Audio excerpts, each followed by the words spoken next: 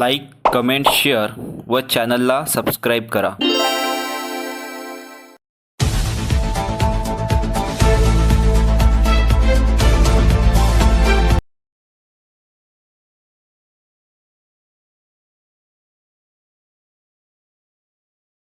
डाल रहा हूं, मैं जानता हूं सांगता येत नाही आणि होतही नाही, चुकणारही नाही. नुसतं माणूस सोचत राहतो. पण आता तुम्हाला सुद्धा उठावं लागणार. आपको भी सोचना होगा. उस स्थिति का सामना करिए. और यदि ये आपकी स्थिति है, तू मुख्यमंत्री हो, मी उपमुख्यमंत्री हो, तो आप सतत वाटून घेऊन राहिले. महाराष्ट्र यांच्या 7-12 पुण्याच्या बापाने करून ठेवला होता त्यांच्या नावावर. अरे आम्ही काय करू, तुम्ही काय म्हणता? दिल्ली येथील देशातील ज्येष्ठ पत्रकार व संपादक मराठमोळ्या टायगर अशोक वानखेडे यांची बुधवार दिनांक 10 ऑक्टोबर 2024 रोजी सावनेर शहरात निर्भय बनव विचारमंच सावनेरच्या वतीने पत्रकार परिषद व व्याख्यानाच्या कार्यक्रमाचे आयोजन करण्यात आले होते. सायंकाळी 6च्या सुमारास टायगर अशोक वानखेडे यांचे सावनेर नगरीत विनोद कुमार जैन यांच्या घरी स्वागत करण्यात आले. यानंतर विनोद कुमार जैन व त्यांच्या मित्रपरिवाराने त्यांच्या घरी टायगर अशोक वानखेडे यांचे स्वागत केले व त्यांची पत्रकार परिषद आयोजित केली. या पत्रकार परिषदेमध्ये विविध चॅनल व वर्तमानपत्राच्या पत्रकारांनी पत्रकारिता, राज्यातील व देशातील समस्या यावर टायगर अशोक वानखेडे यांचे मत जाणून घेतले. टायगर अशोक वानखेडे यांनीही पत्रकारांच्या प्रश्नांना दिलखुलासपणे उत्तरे दिली. यानंतर सायंकाळी 7च्या सुमारास सावनेर शहरातील गांधी चौकात निर्भय बनव विचारमंचातर्फे टायगर अशोक वानखेडे यांच्या व्याख्यानाचा कार्यक्रम आयोजित करण्यात आला होता. टायगर अशोक वानखेडे यांनी उपस्थित जनतेला संबोधित करता असताना जनतेचे विविध प्रश्न तसेच पत्रकारितेत येणाऱ्या समस्या तसेच देशातील विविध जाती व धर्मावर होणाऱ्या अन्याय, अत्याचार व षड्यंत्राविरोधात लोकांमध्ये जनजागृती करण्याचा प्रयास केला. त्यांनी महाराष्ट्रातील शिंदे फडणवीस पवार सरकारवर निशाण साधताना त्यावर टीका केली. हे सरकार गुजरात धार्जिणे झाले असल्याचे मत टायगर अशोक वानखेडे यांनी घेतले. यावेळी मंचावर निर्भय बनव विचारमंच सावनेरचे संस्थापक विनोद कुमार जैन, साहेबराव विरखरे, प्राध्यापक गुजाजी बर्डे, प्राध्यापक आगलावे, अशोकराव उमाटे व दिलावर शेख हे उपस्थित होते. यावेळी शहरातील व विधानसभेतील अनेक प्रतिष्ठित व बुद्धिवंत मंडळी कार्यक्रमाला हजर होती. और एक पत्रकारिता करने वाला सामान्य पत्रकार यदि इस देश में सेलिब्रिटी स्टेटस के नज़दीक जाता है तो मुझे लगता है देश के 75 साल जो हुए हैं हमें, उसमें ये दुर्भाग्यपूर्ण काल है. मैं कोई बहुत बड़ा तीर नहीं मार रहा हूं. एक पत्रकार को जो करना चाहिए वो मैं ही कर रहा हूं. लेकिन इसके लिए यदि लोग प्यार करने लगे हैं तो ये बात मानिए कि बाकी लोग क्या कर रहे हैं. पत्रकारिता सवाल नहीं पूछेगी तो क्या करेगी. पत्रकार शासन को सवाल नहीं पूछेगा तो क्या करेगा. पत्रकार गरीबों की वेदनाओं को शब्द नहीं देगा तो क्या करेगा. पत्रकार समाज में कोई अच्छा काम कर रहा हो उसे रेखांकित नहीं करेगा तो क्या करेगा. यदि पत्रकार सरकार के दरबार में घुंघरू बांध के नाचता है तो फिर वो पत्रकार नहीं है, वो दलाल है. और दुर्भाग्यपूर्ण 2014 के बाद इस देश में पत्रकारिता को ऐसा ग्रहण लगा है कि यहाँ दलालों की संख्या ज्यादा है और हम पत्रकार एक दूसरे को ढूंढ रहे हैं. सवाल पूछने पे यदि किसी को लगता है कि मैं ललकार रहा हूं, यदि शासन को लगता है कि मैं सवाल पूछने पे ललकार रहा हूं, यह शासन में रहने वाले लोगों की घनघोर मूर्खता है. सवाल अपने वाले ही पूछेंगे. बेटा बाप को सवाल नहीं पूछेगा तो पड़ोसी के पूछेगा. और बाप का दायित्व है कि बेटे की जिज्ञासा पूरी करे, बेटे को बताएं. हो सकता है कि बेटे को कभी लगे कि पिता मेरा गलत कर रहा है, वो सवाल पूछेगा कि बापू तुम क्यों ऐसा कर रहे हो। ये पिता का दायित्व है कि उसको समझाना। जिस दिन पिता डंडा उठा के उसको मारने लगता है तो समझ जाना वो पिता वाकई गलत काम कर रहा है। और वो बच्चे ने सही सवाल उठाया था।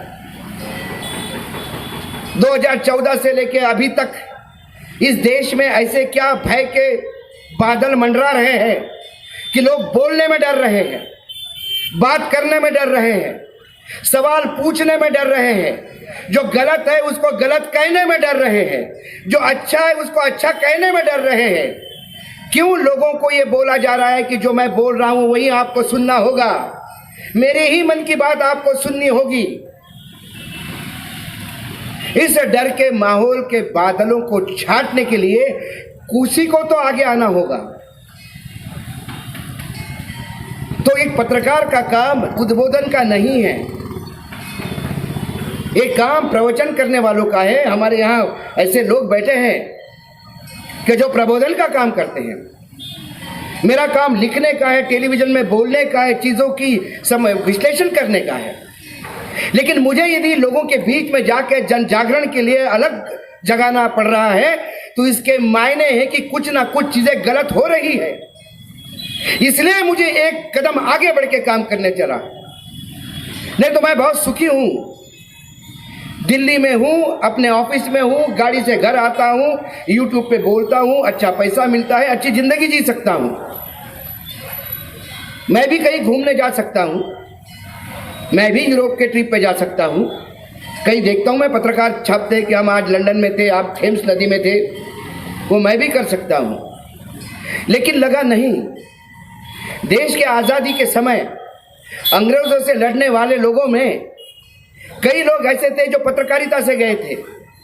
महात्मा गांधी से लेकर लोकमान्य तिलक तक एक लंबी फहरिस्त है जो पत्रकारिता से उठ के प्रबोधन पे आना पड़ा, क्योंकि उन्हें किसी साम्राज्य के खिलाफ लड़ना था।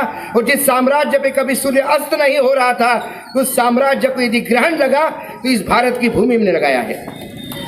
ये वो क्रांतिकारी भूमि है।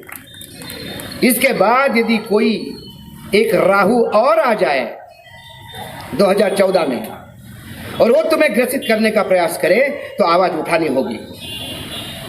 दुर्भाग्य है कि विपक्ष कमजोर है। बटा हुआ विपक्ष और मगरूर सत्ता पक्ष, इसके बीच में पीसता है आम आदमी। और उस आम आदमी की सूद किसको है? माफ कीजिएगा, हमारे आपके विधायक भी यहाँ पे है, आमदार साहब, माफ कीजिएगा कुछ आपको कड़वी बात लगी तो। लेकिन आप लोगों के भाषण में क्या होता है? अंतिम व्यक्ति, किसान, शाहू महाराज, फुले, आंबेडकर, ये शब्द बोलने वाले नेताओं को उस शब्द के अर्थ भी पता है कि नहीं, ये पता नहीं। कई बार तो मुझे लगता है कि यदि किसी नेता को जाके स्टेज पे पूछो कि किस फूले की बात कर रहा है तू, तो गलती से वो नीलू फूले नहीं बोल दे, क्योंकि उसका नॉलेज ही उतना है। लेकिन फिर इसके लिए दोषी कौन? ये लोग कोई मंगल ग्रह से नहीं आए। महाराष्ट्र के आमदार खासदार आप ही के बीच के हैं। आज महाराष्ट्र की राजनीति, एक समय था ऐसा कि 30 साल पहले मैं एक जूनियर की हैसियत से पत्रकारिता में दिल्ली में घूमता था, लेकिन तब भी मराठी होने पे गर्व होता था, महाराष्ट्रियन होने पे गर्व होता था, क्योंकि महाराष्ट्र के राजनेता में इतनी प्रगल्भता थी। मतभेद थे लेकिन मनभेद नहीं थे। और वो समय मैंने गोपीनाथ मुंडे और विलासराव देशमुख तक का देखा है कि एक स्टेज पे दोनों मिलके क्या पब्लिक को हंसाते थे और क्या उनकी बात सुनना मतलब अपने आप में एक मेजबानी थी। लेकिन अभी क्या हो गया हमारे नेताओं को? कान के नीचे बजाऊंगा, इतने खोके दिए थे, जूते से मारूंगा, पैरों के नीचे रोन दूंगा, ये शब्द हमारे नेताओं के हैं। और हम उन्हें बार बार क्यों विधानसभा भेजते हैं, ये सवाल पूछने के लिए मैं आपके बीच में आया हूं। वैसे तो मेरा प्रबोधन ही मैं साष्टांग दंडवत से करता हूं, क्योंकि 2024 के चुनाव के बाद, 2024 के नतीजों के बाद खासकर मैं जब भी उत्तर प्रदेश और महाराष्ट्र जा रहा हूं तो हर सभा में जाके कहता हूं कि यहाँ के मतदाताओं को मेरा साष्टांग दंडवत, क्योंकि यहाँ के मतदाताओं ने, उत्तर प्रदेश और महाराष्ट्र के मतदाताओं ने एक बिगड़ेल सांड को पहली बार अपने औकात में लाया है। यह हैसियत है इस महाराष्ट्र की और उत्तर प्रदेश की जनता की। मैं आपको भी नमन करता हूं कि आपने भी लोकसभा के चुनाव में ऐसा मतदान किया कि लोगों को आईना दिखा दिया कि तू ढोकला है और खाकरा है। ताज्या घडामोडी, बातम्या व एक्सक्लुझिव्ह कंटेंट बघण्याकरिता सबस्क्राईब करा सोशल भारत 24, आपल्या मातीतील लोकप्रिय चॅनल।